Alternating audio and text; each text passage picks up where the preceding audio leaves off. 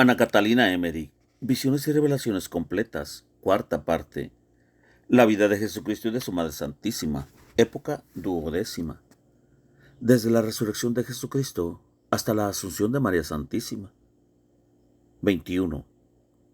María Santísima se retira con Juan a Éfeso.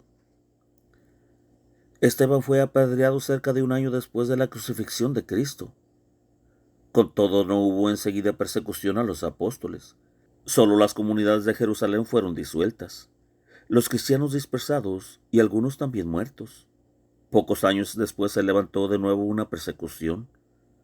Por este tiempo María Santísima, que había vivido hasta entonces en la pequeña habitación junto al cenáculo o en Betania, se hizo llevar por el apóstol Juan a Éfeso, donde habían ido a vivir algunos cristianos. Sucedió esto poco tiempo después de que Lázaro y sus hermanos fueron prendidos por los judíos y entregados a la mar en una mala embarcación. Juan volvió después a Jerusalén, donde estaban reunidos los demás apóstoles.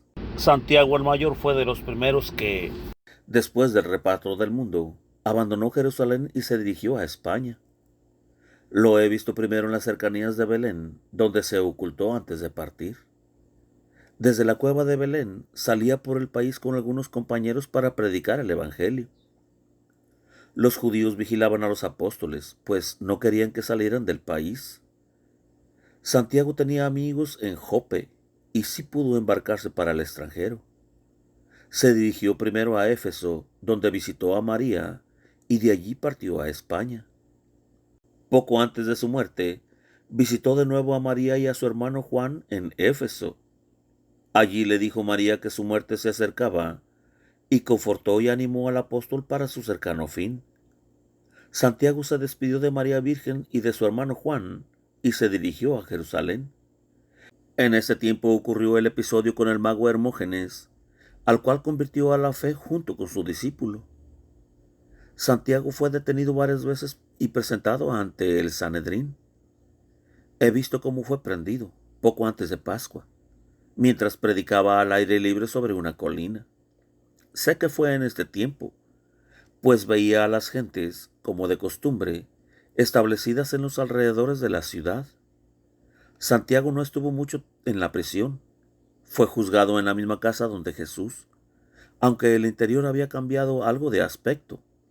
Aquellos lugares que había tocado Jesús no estaban allí. Siempre he creído que tales lugares, santificados por Jesús, no debían ser pisados por otros. He visto que llevaron a Santiago hacia el monte Calvario. Él no cesaba de predicar y convirtió a muchos en esta ocasión. Cuando le ataron las manos, dijo: Me podéis atar las manos, pero no me quitaréis la bendición de ellas y mi lengua para predicar. Un tullido del camino gritó al apóstol: quisiera tocarle con sus manos para sanarle. El apóstol le contestó: Ven tú a mí y dame tu mano. Así lo hizo el tullido.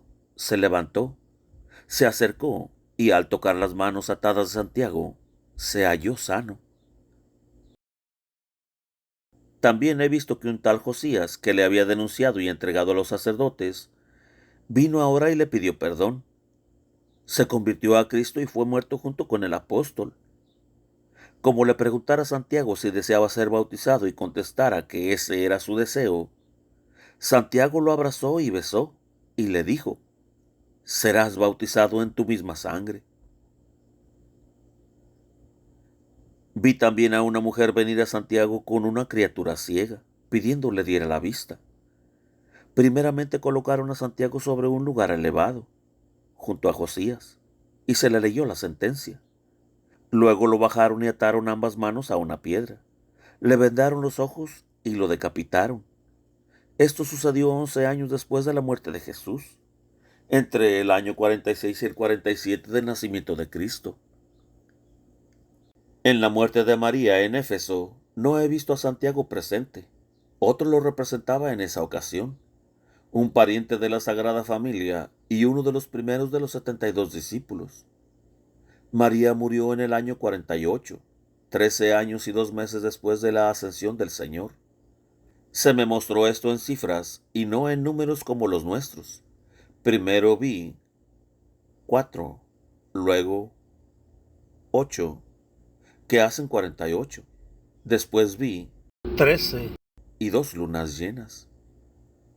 La morada de la Virgen no estaba en Éfeso mismo, sino 2 o 3 horas más lejos, en una altura donde se habían refugiado otros cristianos venidos de Palestina, y algunas mujeres parientes de María. Desde esta altura y Éfeso corre en muchas vueltas un arroyo. La altura termina casi a pico en Éfeso, la cual se ve, viniendo desde el sudeste, en una altura que parece junto a ella. Delante de Éfeso veo largas avenidas de árboles con frutas amarillas, muchas en el suelo.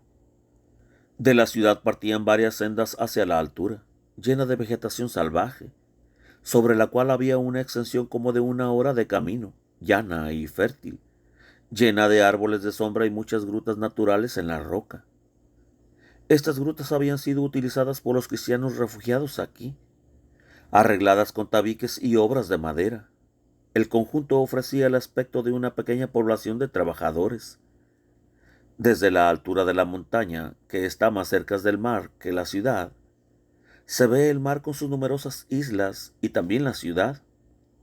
No lejos de esta población se levanta un castillo donde habita un rey depuesto. Juan se entretenía con frecuencia con él y consiguió convertirlo a la fe.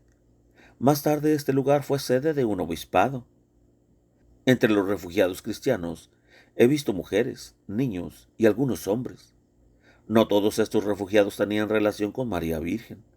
Solo veo algunas mujeres que vienen de tanto en tanto para visitarla o ayudarla en los quehaceres domésticos. Estas mujeres atendían también a la manutención de la Virgen. La comarca estaba casi desierta. Nadie subía a estos lugares y ningún camino principal conducía a ellos. La gente de Éfeso no se cuidaba de los refugiados, que estaban como olvidados. El suelo era fértil. Los cristianos tenían huertos y frutas. De animales solo he visto cabras monteses. Antes que Juan trajese a María a Éfeso, había hecho construir una casa de material como la que tenía en Nazaret. Estaba en medio de las sombras de los árboles. Se dividía en 2 partes por medio del hogar. Este hogar estaba cavado en una cavidad en el suelo, junto a la pared, y miraba a la entrada de la habitación. En esta pared había como unas gradas que llegaban hasta el techo plano, donde estaba la chimenea, consistente en un caño sobresaliente. A ambos lados del hogar había tabiques ligeros que separaban la parte posterior de la habitación de María. A ambos lados de las paredes había tabiques formando celdas que se retiraban con facilidad, dejando libre todo el espacio. En estas celdas dormían la criada de María y otras mujeres que solían venir de visita y se hospedaban durante la noche. En los tabiques que dividían la casa había 2 puertas, que llevaban a la parte posterior de la habitación, que terminaba en forma redonda y cuyas paredes estaban revestidas de maderas entrelazadas. El techo era a los lados curvado y también detrás, y adornado con figuras de plantas cavadas en la madera. En la parte posterior de esta habitación tenía María su lugar retirado para la oración, separado del resto por una cortina. En la pared había un nicho con un recipiente como un tabernáculo que podía abrirse, y aparecía una cruz un codo de larga, como la cruz de Cristo, con los 2 brazos y en forma de Y. Esta cruz, muy sencilla, creo que fue hecha en parte por el apóstol Juan y por la Virgen. Se componía de varias clases de maderas. La madera principal era de ciprés. Un brazo parecía de cedro, el otro, más amarillento, de palma, y la parte de arriba, con el letrero, de olivo. El madero principal estaba hincado en una piedra como se había puesto la cruz de Jesús sobre la roca del Calvario. A los pies del crucifijo había un pergamino donde estaban escritas algunas palabras de Cristo, cuya imagen estaba en la cruz, no en bulto, sino grabada con líneas en la madera. A ambos lados del crucifijo se veían 2 floreros con flores. Junto a la cruz veo un paño y tengo la persuasión de que es el que usó la Virgen cuando, después del descendimiento, lavó la sangre de las heridas de Jesús. Pues mientras miraba yo ese paño, tuve una visión de la Virgen con Jesús, tendido muerto en sus rodillas, y a la Virgen lavándole la sangre de sus llagas. Así lo hace también el sacerdote en la misa cuando purifica el cáliz. Una cruz semejante, pero más pequeña, tenía la Virgen María en su dormitorio. A la derecha del oratorio de María y tocando el ángulo curvo, separado por dos tabiques laterales, estaba el dormitorio de la Virgen con una cortina delante que se descorría a voluntad. Ese dormitorio estaba compuesto de un lecho de madera, de la altura de 1,5 pies, bastante angosto, sobre el cual estaba extendida una manta sujeta a los 4 costados. Todo estaba cubierto con tapices y con borlas, hasta el suelo. Un rodete servía de almohada y de cobertor una manta. El techo de esta parte de la habitación estaba revestido de madera, y del centro pendía una lámpara de varios brazos.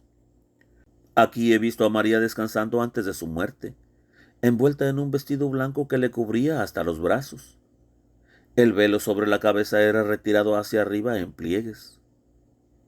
Cuando hablaba con hombres, lo bajaba modestamente, y sus manos las tenía descubiertas solo cuando estaba sola.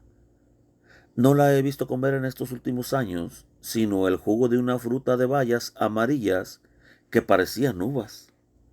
La criada exprimía el jugo de estas bayas.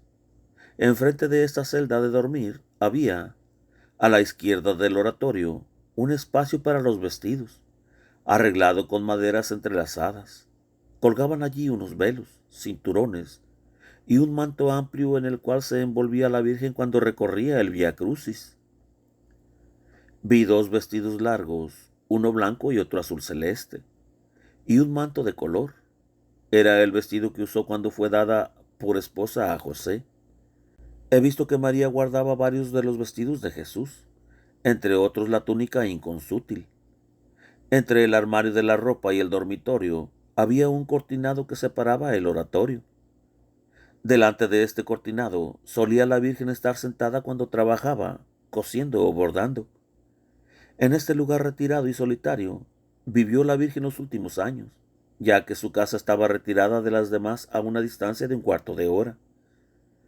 Vivió sola con una criada que le traía lo poco que necesitaba para su sustento. No vivía allí ningún hombre. Juan venía de tanto en tanto, y a veces algún apóstol o discípulo. Una vez he visto entrar en la casa a Juan, que mostraba tener más edad.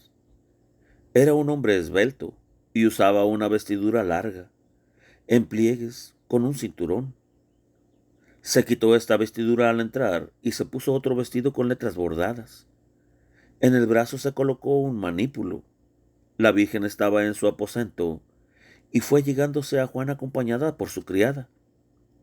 La Virgen tenía un vestido blanco y me pareció muy débil. Su rostro era casi transparente y blanco como la nieve. Me parecía que desfallecía por el ansia. Toda su vida fue, desde la ascensión de Jesús, un continuo suspirar y una ansia que la iba consumiendo. María se acercó con Juan a su oratorio.